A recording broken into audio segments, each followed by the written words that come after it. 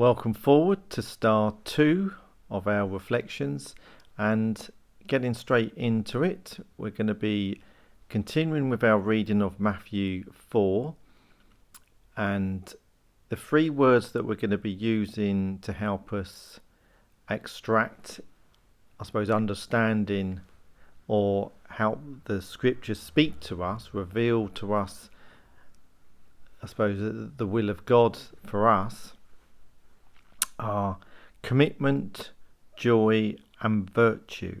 So again, keep those words at the back of your mind as we read through. And again, this is Matthew 4, starting with 5, just going up to 7.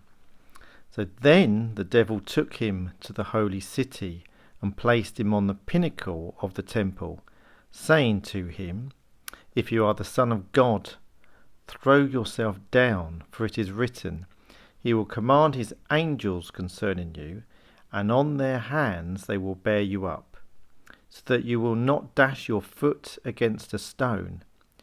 Jesus said to him, "Again it is written, do not put the Lord your God to the test." So again, some just quick thoughts. I've only just sort of written down a few words and ideas, and again I'll develop those through the day. But just some initial thoughts. Clearly Satan, the devil, is committed, if you like, to tempting Jesus. This is his second attempt. But also Jesus is committed to doing God's will and not putting God to the test. And it's that not putting God through the test and doing God's will which will lead to authentic joy. And that just made me think about, well, actually seeing the word commitment as a virtue. So whatever you're committed to, you're committed to a marriage, you're committed to a cause, if you like, committed to doing things, actually it's a virtue. So living, again, just seeing that word as a virtue, which is interesting. And anyway, so just some more thoughts. So Satan's commitment to doing evil and tempting Jesus goes on, is about tempting God, and it's clearly not going to lead to any joy for him. So therefore, doing God's will, being committed to doing God's will, we're orientating ourselves again to the truth, and a byproduct of that will lead us to joy.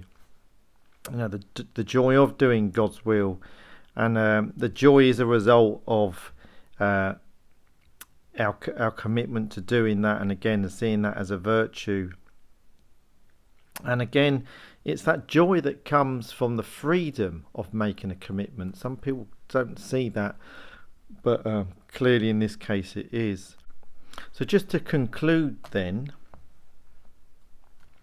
so I can now see how those 3 words link in with what is going on in the text. But I also sort of come up with a sentence similar to yesterday, actually, which is, if I can fly and levitate with the angels, but do not trust in God